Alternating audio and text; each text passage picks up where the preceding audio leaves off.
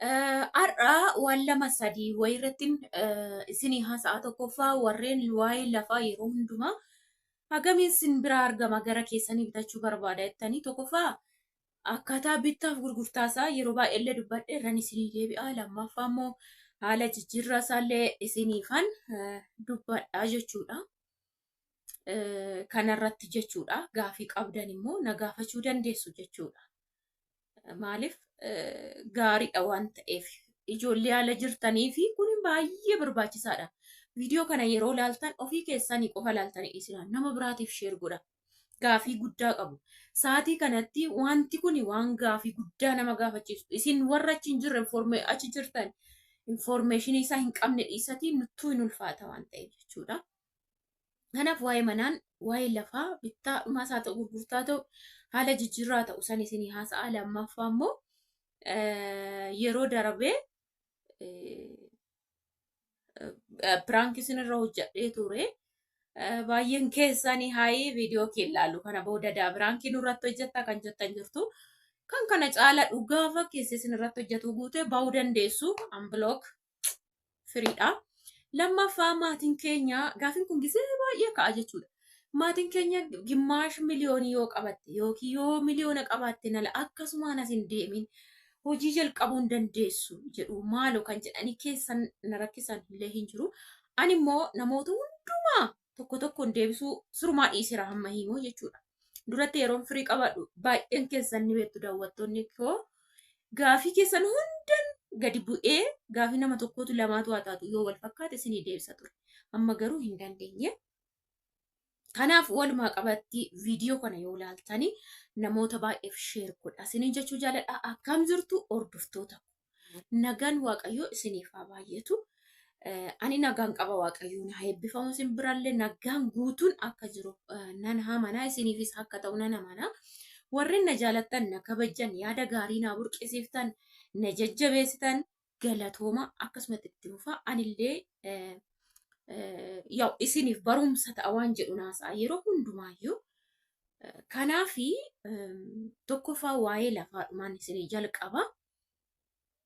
Waa'ee lafaa ammatti baay'ee ulfaataa akka ta'e baay'een keessan informeeshinii ani beektu. Garuu jechuudha baay'ee ulfaataadha. Bituu yoo barbaaddan baay'ee ulfaataadha. Of eeggannoo godhadhaa jechuu barbaadeen dhufa. Namoonni baay'een bo'aa jiru hamma namni hin tuqamne inni bara sabaatti qabee lafa irratti kaartaa qaba maaliin qaba jedhullee kan tuqamee jira jechuudha. በዚህ አጋጣሚ እውነት እግዚአብሔር ምስክሬ ነው ዋንቲን tokko wantin isinitti haasa'u jira qaataa qabee isinitti mira dola maallafa qaba kan isin jedhe kun dhugaa waaqa karaa tokko daandiirra manni koo manuma akka kanaati daandiin balbala koo fuuldura ammana hin tuqne iddoo lachuu kinoo dhugaa waaqa kan isin garramu immoo manoonni kun kaartaa qabu sichammar garuu daandiirra manni daandiirra jedhamee immoo hin siqamne hin jiru. Piistaa koo sanarra akka tasaa waggaa lamaan kana baasan jirani ginuma na kee qabne hin tuqamne jechuudha. Daandiirra lachuu balballisaa daandiitti ba'a garuu hin tuqamne. Kanaaf immoo ani Waaqayyoon galateeffadhe bara namni bo'u yoo tokkollee baraarame tokko xaragamu ani Waaqayyoon lachuu na baraare jechuudha Kiristoositti. Kanaaf Waaqayyoon sirriitti nan galateeffadha. Ammallee nan galateeffadha. Isinis akka isin gargaaru namana. Akkan tuqamneen barbaada jechuudha. Baay'ee kan isin garramu mucaa fira kootii jechuudha. Si'a lamarraa murame. Yuunat ishii miti anatu darbee gadda jechuudha. Maaliif seetan? Bakka itti gammaddee iladduu isaan lafa bitadhe waan ija na guutu jettanii kaatanii yeroo qixxeen isin irraa muramu. Yookiin dhabdanii dhabne yookiin namni bakka isin yaaddessa jechuudha. Baay'eetti laffatanii dadhabdanii kaaree 20 taatu narraa fudhatu jechuudha. Mana keessatti anatti baay'ee dhagahame dhugaa Waaqayyo. Si'a tokko irra baaniit kaaree 20 irraa murani si'a tokko immoo kaaree 40 irraa murani. Bakka ilaalame mana irratti ijaarame irratti. Kanaaf barqii xomaa gochuu hin dandeessan. Mana yeroo kana gaa of eeggannoo barbaachisa. Duratti zim jedhamee bitama bara. Kanaaf namni akkas ta'a. Ana immoo Waaquma na gargaari malee waa'ee kanaa sirriitti qoradheen beeku. Warrumti naaf bitanillee isa lammaffaa waan beekan isa tokkoffaa anatu ilaalee bitatee deeme waan ta'eef. Kanaafi boont boont koomee mucaan kaameera kanaan xumura. Raffiseen nanaasaa jedhee dhufeeyyuu natti ka'ee jechuudha Saamiin. So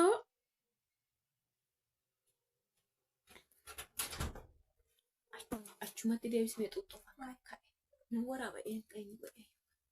Afaan kaa'ee fixee. Deebi'ee haarafu gaditti jedhe. Ka'ee gaditti jedhe. Xuuxxoo ishii xinnoon achuma jirti. Dhugaa waaqa viidiyoo kana waraabeen xumurre kun kan irra raffisee ijoollee.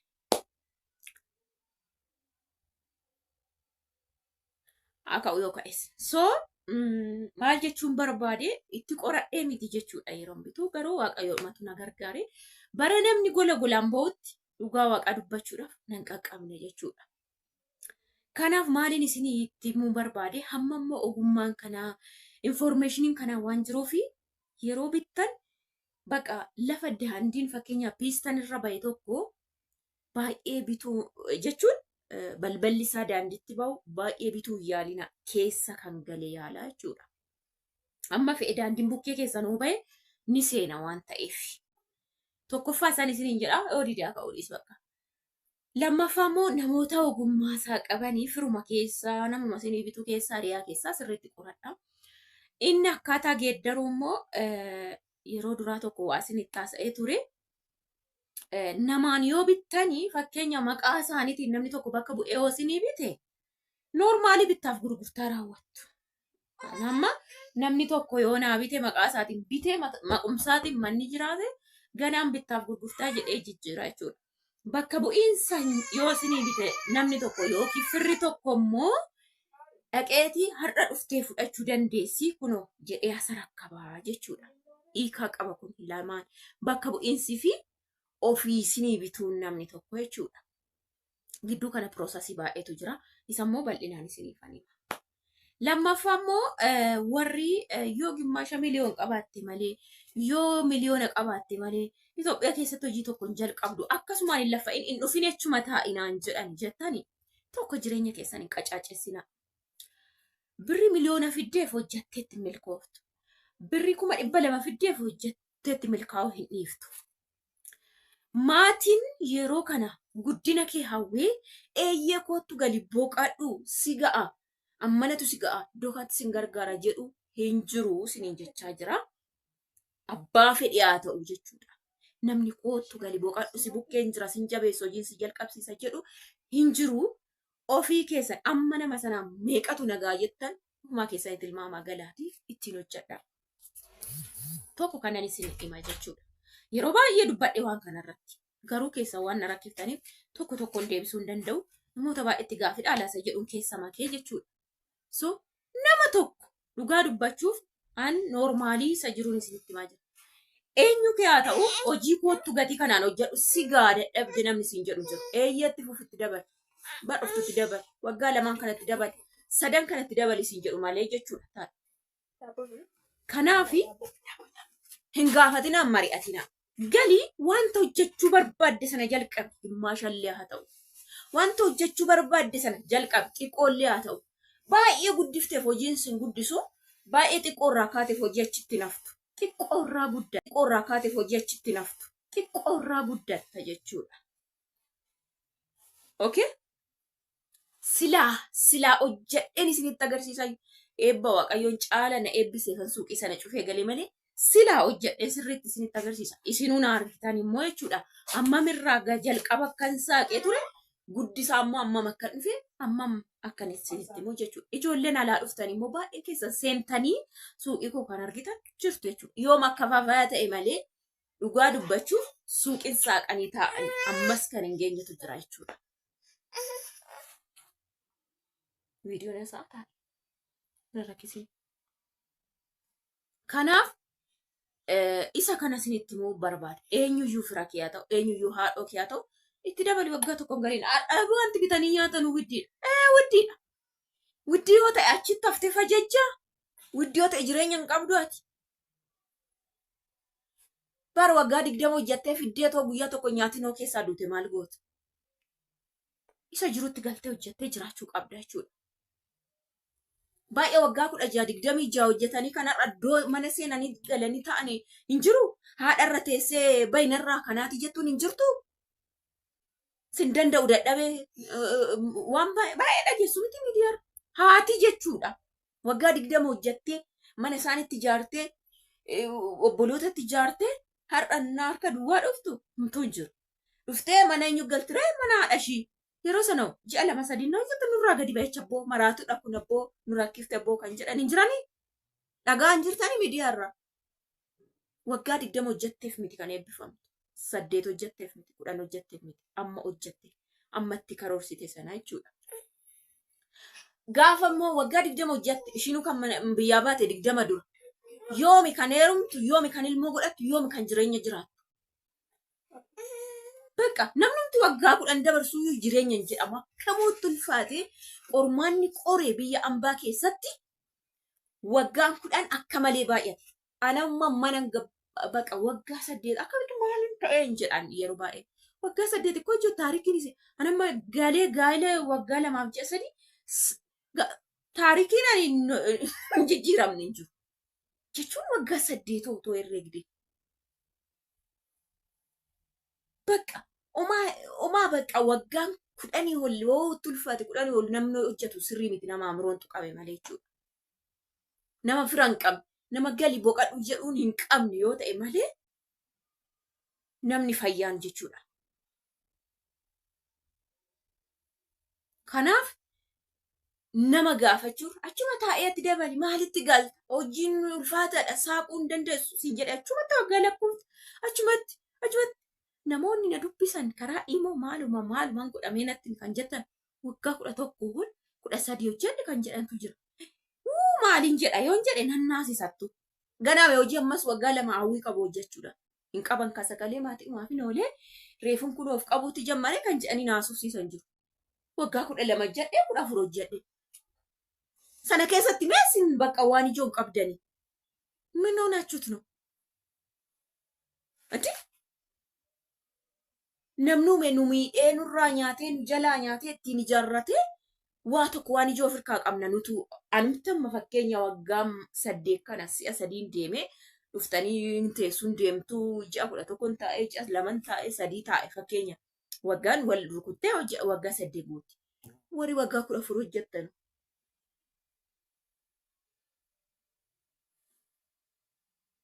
Inti isaayyuu warri minati qabaatan utuu haadha keessan irra godhatanii immoo akkasitti gadi hin buutan waan ta'eef jechuudha. Kanaaf namoonni achi teessanii akkanatti yaada akkasii dhaaba. Ani isinitti himeera. Karoora mataa kee baafadhu. Saatii akkanaa jiraachuun qaba. Duratti meejoo sila hin beekneef miidiyaan hin jiru. Waa'een jireenyaa waa'een akkamitti badiinsaa firri maallakka nama godhu hin jirume. Garuu hamma hubachaa dhagaa jirtu waan ta'eef of hin miidhina. Saatii kamiin hojjedhee gala? Saatii kam hojii hojjechuun na barbaachisa. Saatii kamiin galee jireenya mataa koo jiraadha. Jireenyi dheeraa miti har'a surmaayyuu. Bakka. Amma rabatti finne sana hin jiraannu tarii. Maaliif gaa kun hunduu adagaa nyaachuun? Lammaffaa immoo biraankii isin godhe irratti inni kun kanaadha. Araban deebi'ee biraankii isin godhe ayee daanuu sobdee lammata viidiyoo keellaallu kan jettan jirtu. Banagaraachuu ambiloog gochuu ni dandeessu. Ansurmaa sana irratti hin hojjenne beekee biraankii waan hin hojjenneefin dafee gaabbi godhe jechuudha. Akkuma isinitti mehanii baay'een gaddee dhugumsi deemta seenee jettanii galatooma. Ani deemuu hawwiidhumaan qaba namni otoo na guutuutanii hin deemu isiniin jedheera. Dhugaa dubbachuu. Har'a biraankii sinan hojjedhu duruma kaayyoo akkanaa qabu. Hin gottotanii tuun harkisanii hin deemu. Maaliif hingaa yoo hir'ateyyuu hin deemu jechuudha. Isuma kana duraan nagaa amma misan jiraadhee jedhu kan dagaa nyaadhe gana ammas. So kanaadha. Ani normaaliin qalbii ani jammare yaaduman jechootuman gara isaatti sitti naannesse malee uffatuman naan dachaasu jedhee daawwattoota koon piraanki godha jedheetuma godhe malee En godhuyyuu isa lammaffaa moo beekat mal qo'ettiin dabalaa jedhee akkas godhee malee jechuudha. Deemicha hawwiidhuma gonkumaa yaaduma hin qabu dhugaa dubbachuuf. Ganaa eebbi baay'een duuba jira. Qasee sitti agarsiisa. Kanaaf kanaaf hin deemanii hin deemusi. Piraankii akkasiin godhe hin beektu isinitti himee waan ta'eef jechuudha. Warri immoo maa piraankii nu goote dirqama guyyaa hundati isuma duratti barte haasa'e malee yoo jettani gaafta piraankii kan viidiyoo guutuu waggaa 5-10 piraankii isinitti hojjetu iyyuu meeqa jira. Ani gorsan isin gorsu yaadan isin burqisiisu jireenyan jiraadhu irraa ka'ee akkasitti kaayyoo qabadha isin jedhu irraan ala piraankii dhaayyuu isin irratti hojjedheen beeku waan dhaayyuu haasa'een beekani waan kanaafuyyuu gaafii qabdan na gaafattu waan ta'eef maaliif jireenya akkaataa galtanitti hojjettan waan inni isinitti himaa tureef jechuudha. Viidiyoon dheeratee viidiyoo kana yeroo ilaaltan laayik sheer godhaa. Baay baay.